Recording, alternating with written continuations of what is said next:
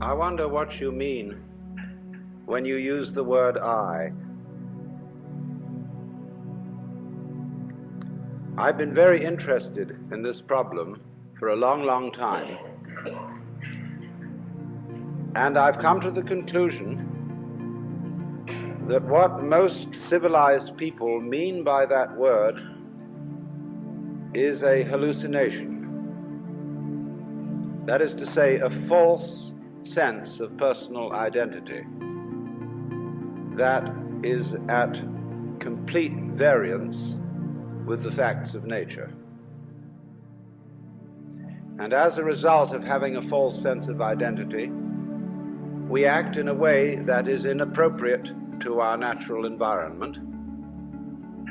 And when that inappropriate way of action is magnified by a very powerful technology, we swiftly begin to see the results of a profound discord between man and nature.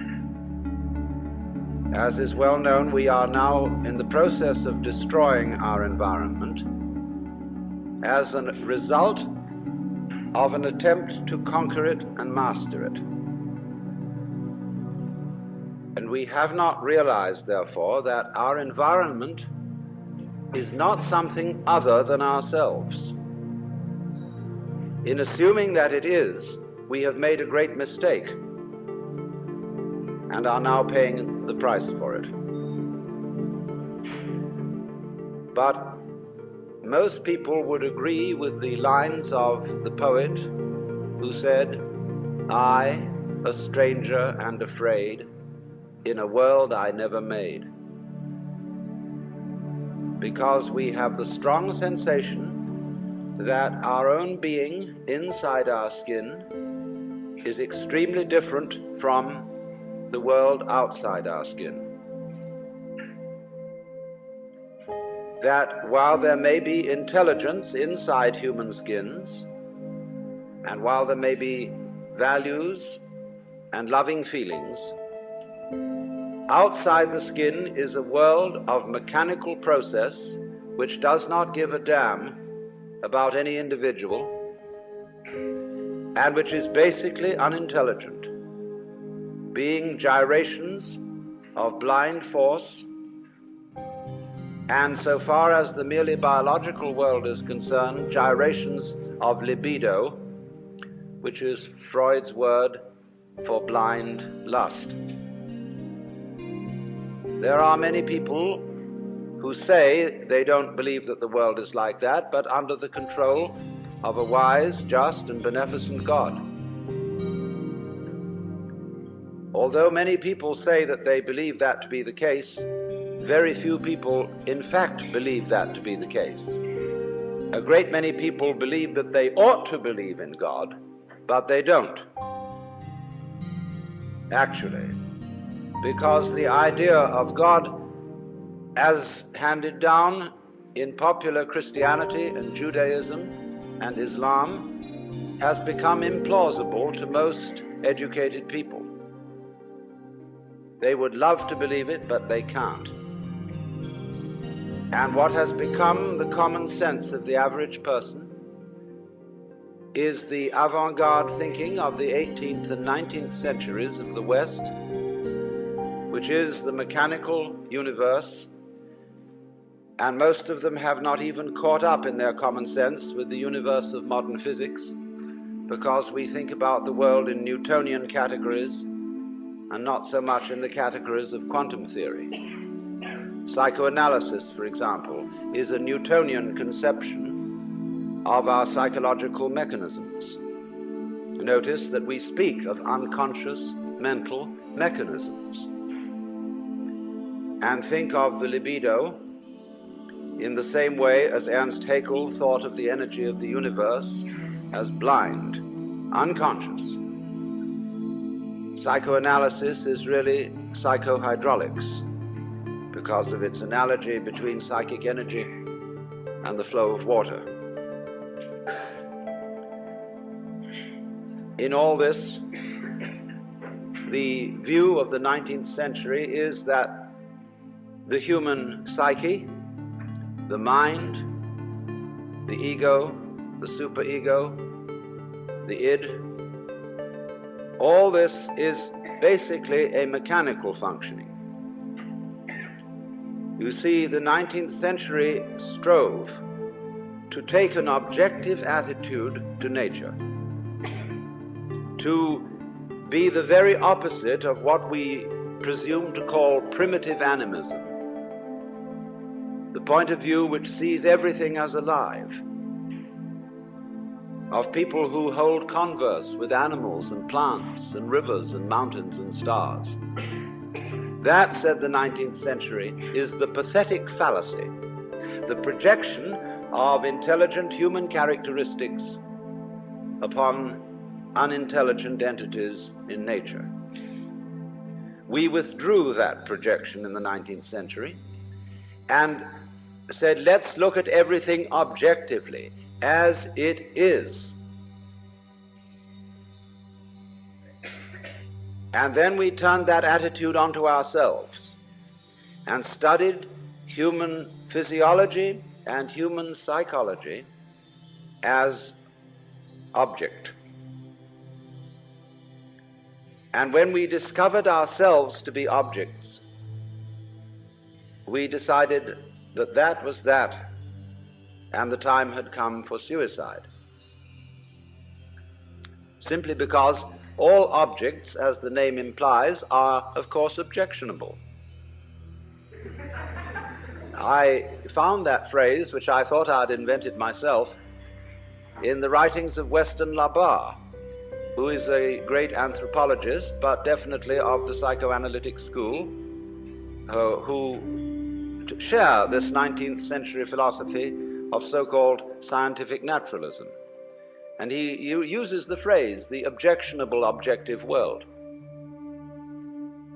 And so you see, when everything is deprived of subjectivity and regarded as simply a mechanism, as it were, with nobody home, then the world is seen as futile. And we are indeed preparing to destroy the planet with nuclear energy and other processes. Now, I submit that this 19th century view of the world is pure mythology, and not very good mythology at that. But that it is fundamentally based on a hallucination that we have about our own existence.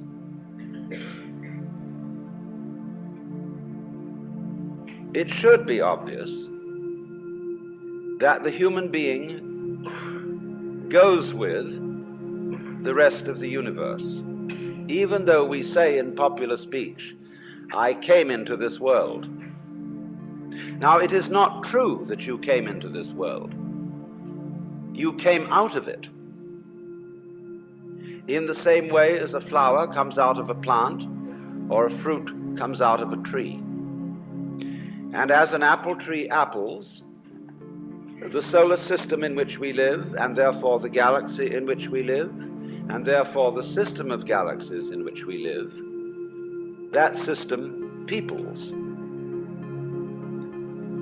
And therefore people are an expression of its energy and of its nature. If people are intelligent, and I suppose we have to grant that if, then the energy which people express must also be intelligent, because one does not gather figs from thistles and grapes from thorns. But it does not occur, you see, to the ordinary civilized person to regard himself or herself as an expression of the whole universe. It should be obvious that we cannot exist except in an environment of earth, air, water, and solar temperature, that all these things go with us and are as important to us, albeit outside our skins, as our internal organs, heart, stomach, brain, and so forth. Now, if then we cannot describe the behavior of organisms without at the same time describing the behavior of their environments. We should realize that we have a new entity of description, not the individual organism alone, but what would now be called a field of behavior, which we must call rather clumsily the organism environment. You go with your environment in the same way as your head goes with the rest of your body. But it's funny, isn't it? When we think of a person, say you suddenly think of your mother, what do you think of? The face. And we're used to representing people in the newspapers, in magazines, in books, and in art galleries with a head and shoulders portrait. We think that the feet, the legs, the behind, the torso, all that is somehow irrelevant. But you see, here's this truncated face. That's the person. The face. Like we say, put a good face on it. Save face. A front. And oddly enough, the very word person is the Latin persona, that through which sound passes. And it refers to the megaphone mask worn by actors in Greco-Roman drama. The dramatis personae, the list of the characters to appear in the play, is originally the list of masks that will be worn. And therefore your person, your personality, your face is your mask. And the question is, therefore, what is behind the mask? Well, notice that the whole body goes with this face. You do not find in nature faces arriving in the world sui generis. They go with a body. But also bodies do not arrive in a world which would be, for example, a plain ball of scrubbed rock floating without an atmosphere far away from a star. That will not grow bodies. There is no soil for bodies. There is no complexity of environment, which is body producing. So bodies go with a very complicated natural environment. And if the head goes with the body and the body goes with the environment, the body is as much an integral part of the environment as the head is part of the body. It is deceptive, of course, because the human being is not rooted to the ground like a tree. A human being moves about and therefore can shift from one environment to another. But these shifts are superficial. The basic environment of the planet remains a constant. And if the human being leaves the planet, he has to take with him a canned version of the planetary environment. Now, we are not really aware of this. Upon taking thought and due consideration, it does occur to us, yes, indeed, we do need that environment. But in the ordinary way, we don't feel it. That is to say, we don't have a vivid sensation of belonging to our environment in the same way that we have a vivid sensation of being an ego inside a bag of skin, located mostly in the skull, about halfway between the ears and a little way behind the eyes. And since we feel that way, and it is not the way we exist, this is why I call it a hallucination. And it issues in these disastrous results of the ego, which, according to 19th century common sense, feels that it is a fluke in nature,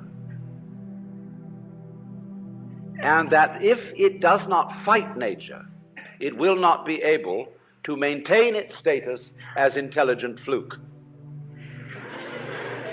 So the geneticists are now saying, and many others are now saying, that man must take the course of his evolution into his own hands. He can no longer trust the wiggly, random, and unintelligible processes of nature to develop him any further. But he must interfere with his own intelligence and through genetic alterations breed the kind of people who will be viable for human society and that sort of thing. Now this, I submit, is a ghastly error, because human intelligence has a very serious limitation. That limitation is that it is a scanning system of conscious attention which is linear. That is to say, it examines the world in lines, rather as you would pass the beam of a flashlight across a room or a spotlight. That's why our education takes so long. It takes so long because we have to scan miles of lines of print. And we regard that, you see, as basic information. Now, the universe does not come at us in lines. It comes at us in a multidimensional continuum in which everything is happening all together everywhere at once. And it comes at us much too quickly to be translated into lines of print or of other information, however fast they may be scanned. And that is our limitation so far as the intellectual life and the scientific life is concerned. The computer will greatly speed up linear scanning, but it's still linear scanning. And so long as we are stuck with that form of wisdom, we cannot deal with more than a few variables at once. Now, what do I mean by that? What is a variable? A variable is any one linear process. Let's take music. When you play a Bach fugue, and there are 4 parts to it, you have 4 variables. You have 4 moving lines, and you can take care of that with 2 hands. An organist using 2 feet can put in 2 more variables and have 6 going. And you may realize, if you've ever tried to play the organ, that it's quite difficult to make 6 independent motions go at once. The average person cannot do that without training. The average person cannot deal with more than 3 variables at once without using a pencil. Now, when we study physics, we are dealing with processes in which there are millions of variables. This, however, we handle by statistics, in the same way as insurance companies use actuarial tables to predict when most people will die. If the average age of death is 65, however, this prediction does not apply to any given individual. Any given individual will live to plus or minus 65 years. And the range of difference may be very wide indeed, of course. But this is all right. The 65 guess is all right when you're doing large-scale gambling. And that's the way the physicist works in predicting the behavior of nuclear wavicles. But the practical problems of human life deal with variables in the hundreds of thousands. Here, statistical methods are very poor, and thinking it out by linear consideration is impossible. With that equipment, then, we are proposing to interfere with our genes.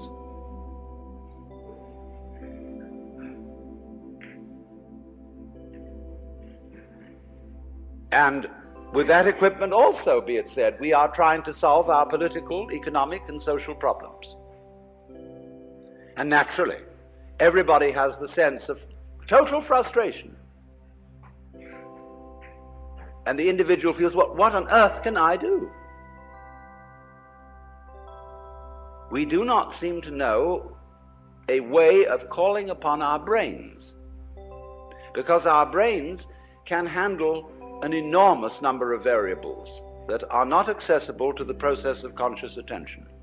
Your brain is now handling, or your total nervous system, to be more accurate, your blood chemistry, the secretions from your glands, the behavior of millions of cells. It is doing all that without thinking about it. That is to say, without translating the processes it is handling into consciously reviewed words, symbols, or numbers.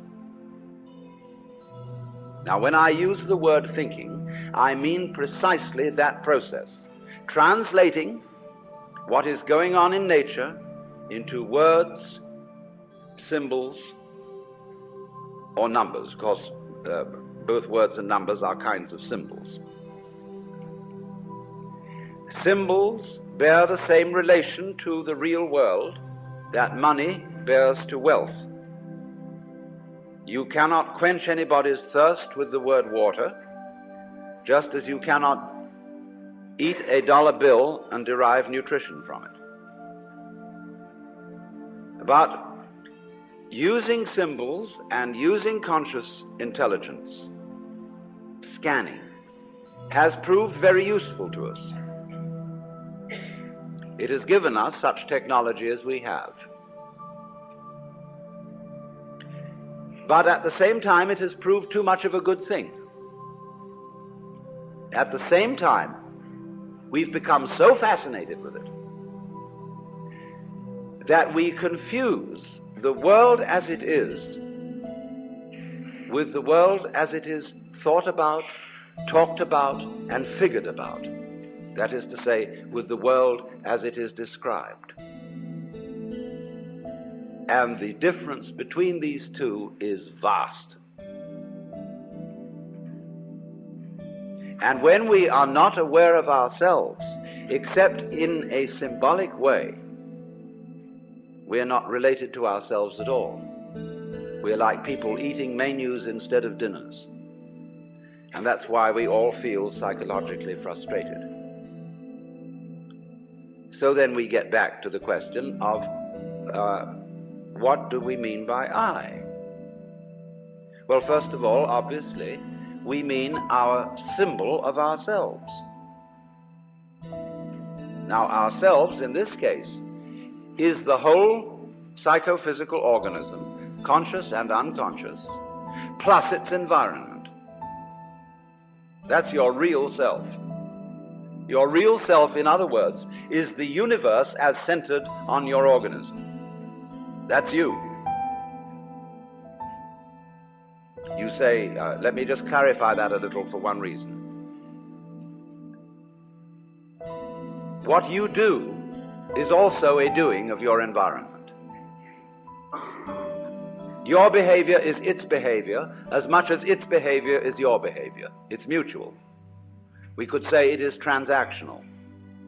You are not a puppet which your environment pushes around, nor is the environment a puppet which you push around. They go together. They act together. In the same way, for example, if I have a wheel, one side of it going down is the same as the other side of it going up. When you handle the steering wheel of a car, are you pulling it or are you pushing it? No, you're doing both, aren't you? When you pull it down this side, you are pushing it up that side. It's all one. So there's a push-pull between organism and environment. We are only rarely aware of this as when in curious alterations of consciousness, which we call mystical experience, cosmic consciousness, an individual gets the feeling that everything that is happening is his own doing, or the opposite of that feeling, that he isn't doing anything, but that all his doings, his decisions and so forth, are happenings of nature. You can feel it either way. You can describe it in these two completely opposite ways, but you're talking about the same experience. You're talking about experiencing your own activity and the activity of nature as one single process. And you can describe it as if you were omnipotent like God, or as if it were completely deterministic and you hardly existed at all. But remember, both points of view are right, and we'll see where that gets us. But we don't feel that, do we, ordinarily? What we feel instead is an identification of ourselves with our idea of ourselves, or I would rather say with our image of ourselves. And that's the person, or the ego. You play a role.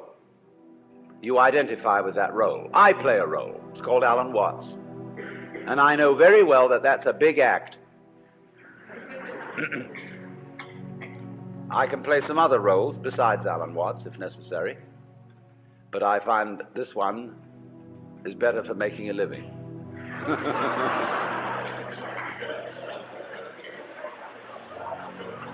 But I assure you it's a mask, and I don't take it seriously. You know, the idea of my being a kind of messiah or guru or savior of the world just breaks me up. Because I know me.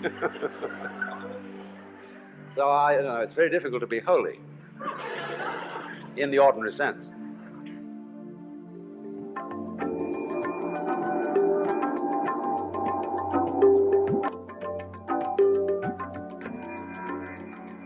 Welcome to another talk from the Alan Watts radio series number 5, Myth and Religion.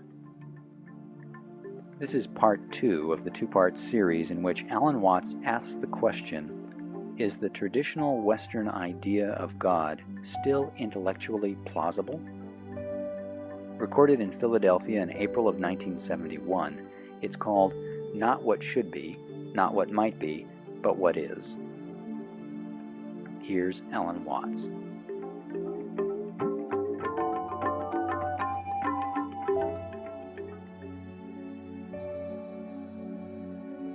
So I know I'm not that, but most of us are taught to think that we are whom we are called. And when you're a little child and you begin to learn a role, and your parents and your peers approve of your being that, they know who you are. You're predictable, so you can be controlled. But when you act out of role and you imitate some other child's behavior, everybody points the finger and says, you're not being true to yourself. Johnny, that's not you, that's Peter. And so you learn to stay Peter, or to stay Johnny. But of course, you're not either. Because this is just the image of you.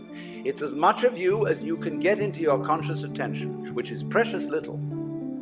Your image of yourself contains no information about how you structure your nervous system. It contains no information about your blood chemistry. It contains almost no information about the subtle influences of society upon your behavior.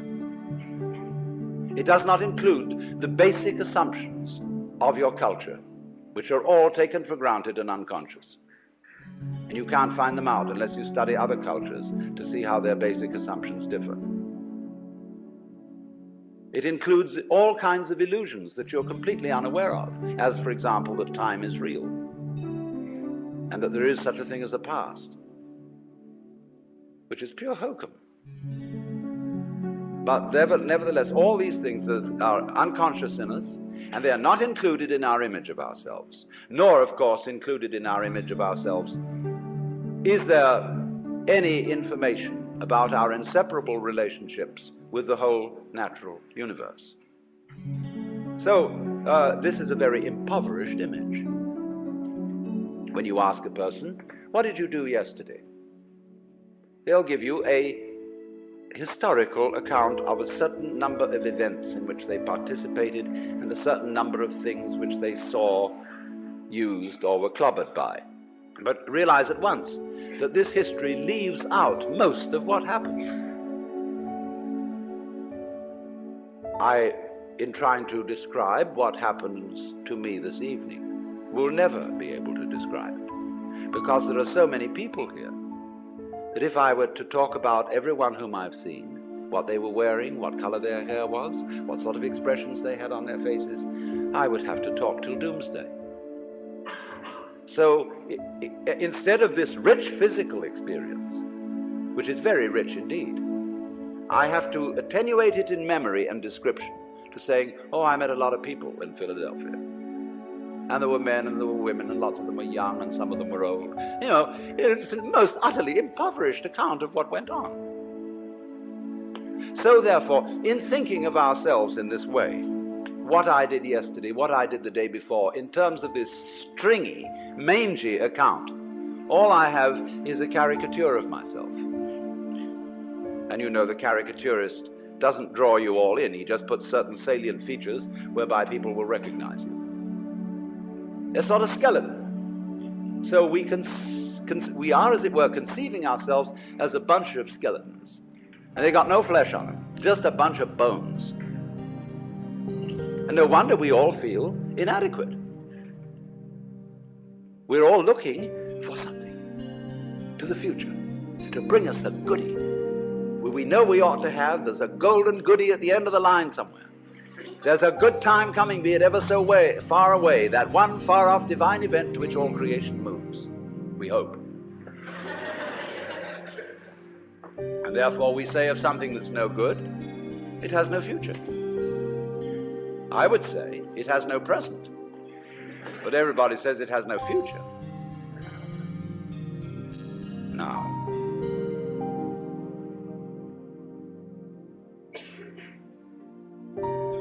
isn't that plainly ridiculous?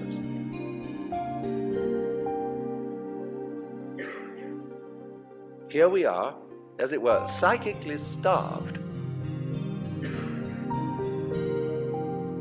And always, therefore, looking, seeking. And this confused seeking is going on everywhere. We don't know what we want. Nobody knows what they want. We say, yes, we think of what we want in vague terms. Pleasure, money, wealth, love, fulfillment, personal development. But we don't know what we mean by all that. If a person really sits down to figure out, write a long essay, 20 pages, on your idea of heaven, it'll be a sorry production. You can see it already in medieval art, whether it is depictions of heaven and hell. Hell is always much better than heaven. Although it's uncomfortable, it's a sadomasochistic orgy. Wowee, you know, hell is really rip-roaring. Whereas all the saints in heaven are sitting.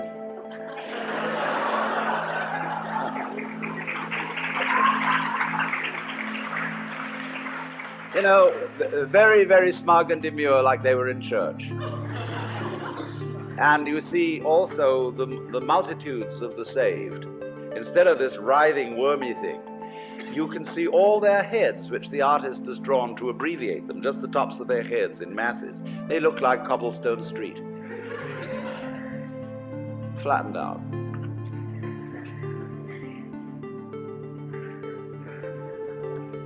So, what has happened then is this, that our I is an illusion. It's an image. And it is no more ourself than an idol is the Godhead. But we say, it can't be so because I feel I really exist. It isn't just an idea in my head, it's a feeling. I feel me. Well, what is it that you feel when you feel I? I'll tell you. What do you do when you were a child, and still do, when somebody says, pay attention, like they said to you in school? What do? What is the difference between looking at something and taking a hard look at it? Or between hearing something and listening intently? What's the difference? What's the difference between waiting while something goes on and enduring it? Why? The difference is this, that when you pay attention, instead of just looking, you screw up your face, you frown and stare. That is a muscular activity around here. When you listen intently, you start doing some squeezing around here. When you will, you grit your teeth or clench your fists. When you endure or control yourself, you pull yourself together physically, and therefore you get uptight. You hold your breath. You do all kinds of muscular things to control the functioning of your nervous system. And none of them have the slightest effect on the proper operation of the nervous system. If you stare at things, you will rather fuzz the image than see them clearly. If you listen intently by concentrating on muscles round the ears, you will be so much attending to muscles here that you won't hear things properly. And you may get singing in the ears. If you tighten up with your body to pull yourself together, all you do is constrict yourself. I remember in school, I sat next to a boy who had great difficulty in learning to read. And what they always say to children is, try. If you can't do something, you must try. So the boy tries. And what has he done? When he's trying to get out words, he grunts and groans as if he were lifting weights. And the teacher's impressed. The boy is really trying, gives him B for effort. All he's doing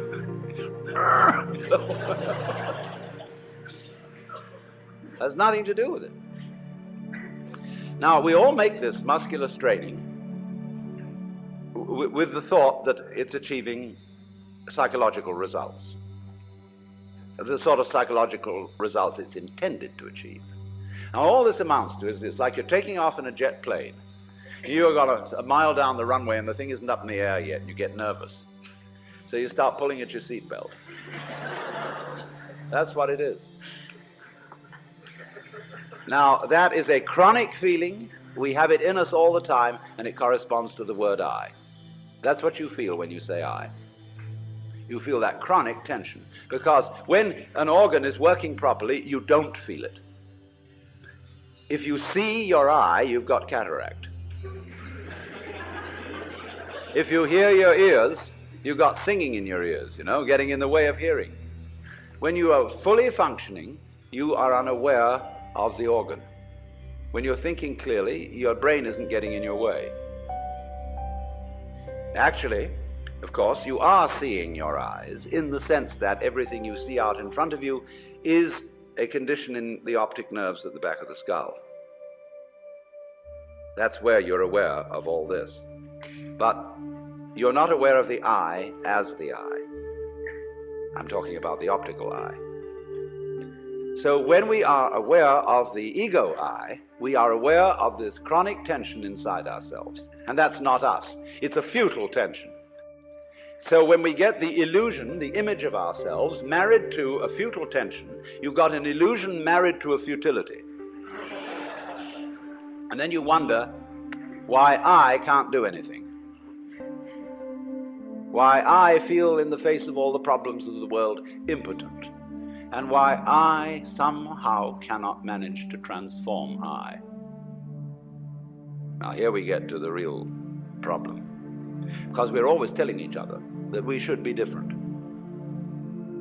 Now I'm not going to tell you that tonight. Why not? Because I know you can't be. Nor can I. That may sound depressing, but I'll show you it isn't. It's very heartening. But everybody, you see, who is at all sensitive and awake to their own problems and human problems is trying to change himself. We know we can't change the world unless we change ourselves. If we are all individually selfish, we're going to be collectively selfish. If we don't really love people and only pretend to, somehow we've got to find a way to love. After all, it's said in the Bible, thou shalt love the Lord thy God and your neighbor as yourself. You must love. Yeah, we all agree. Sure. But we don't. And this particularly becomes appalling when we enter into the realm of higher things, by which I mean spiritual development. Everybody these days is interested in spiritual development. And wisely, because we want to change our consciousness. Many people are well aware that this egocentric consciousness is a hallucination. and that they presume it's the function of religion to change it, because that's what the Zen Buddhists and yogis and all these people in the Orient are doing. They are changing their state of consciousness to get something called satori, or mystical experience, or nirvana, or moksha, or what have you. And everybody around here is really enthused about that, because you don't get that in church.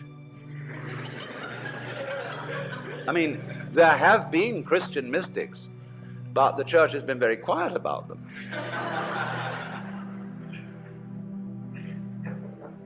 But in the average church, all you get is talk. There's no meditation, no spiritual discipline. They tell God what to do interminably, as if he didn't know.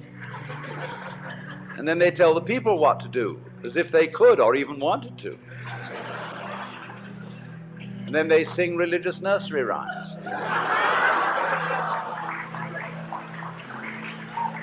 And then, to cap it all, the Roman Catholic Church, which did at least have an unintelligible service, which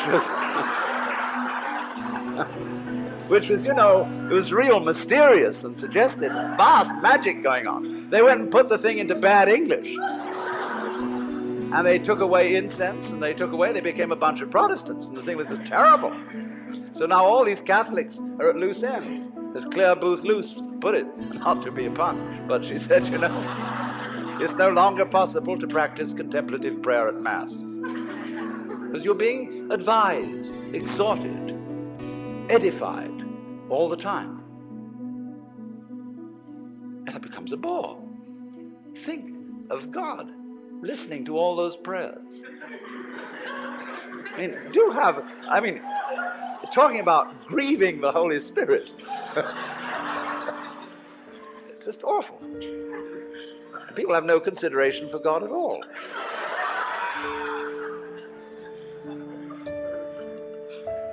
So,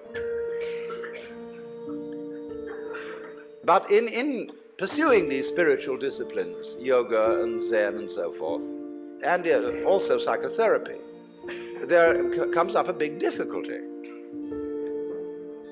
And the big difficulty is this. I want to find a method whereby I can change my consciousness. But therefore to improve myself. But the self that needs to be improved is the one that is doing the improving. And so I'm rather stuck. I find out the reason that I think I believe, say, in God, is that I sure hope that somehow God will rescue me.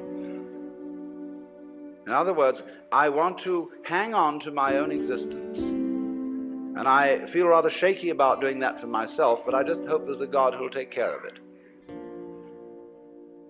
Or if I could be loving, I would have a better opinion of myself. I'd feel better about it.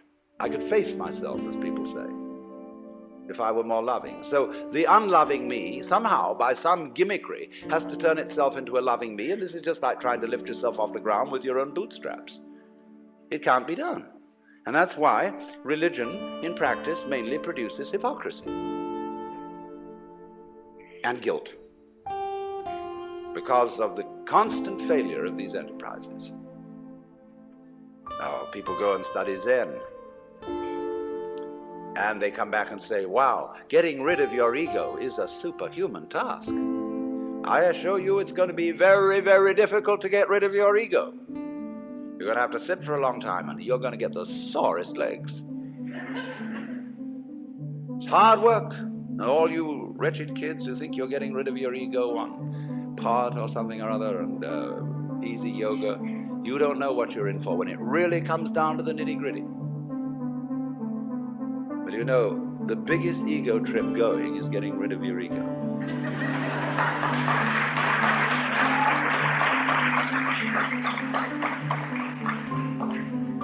And the joke of it all is your ego doesn't exist. There's nothing to get rid of. It's an illusion, as I tried to explain. But you still want to ask how to stop the illusion. Now, who's asking? I mean, do you think, in the ordinary sense in which you use the word I, how can I stop identifying myself with the wrong me? Well, the answer is simply you can't.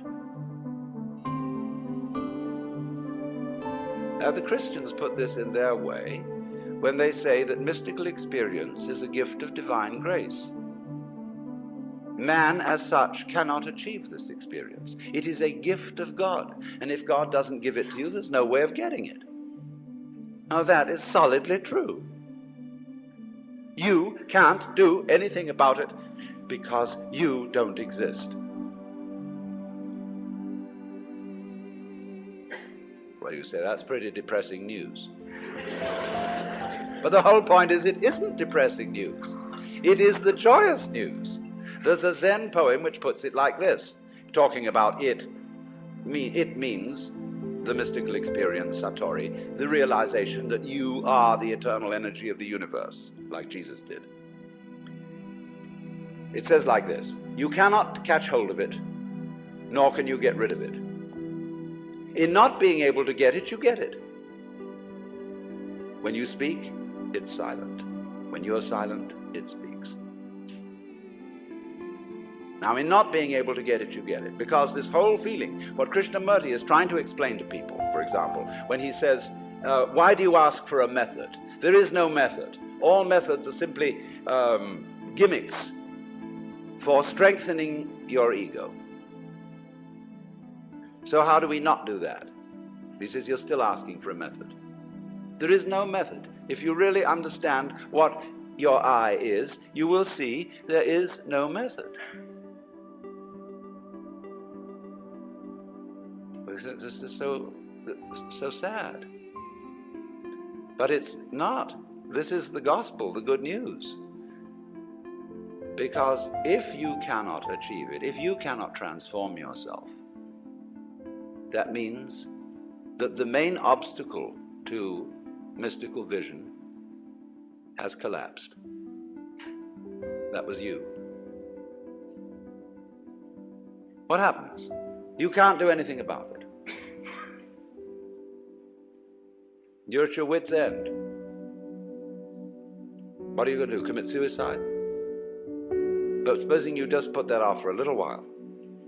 Wait and see what happens. You can't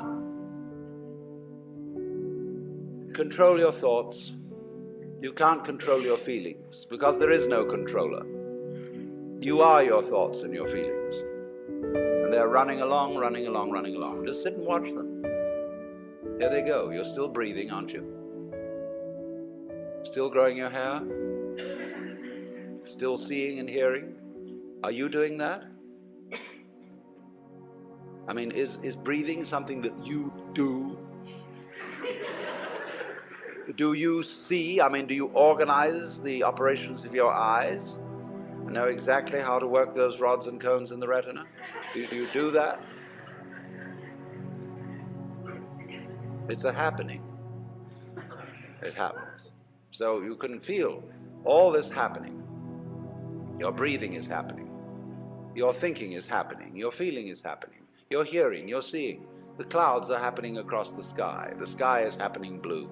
The sun is happening shining. There it is. All this happening. And may I introduce you? This is yourself.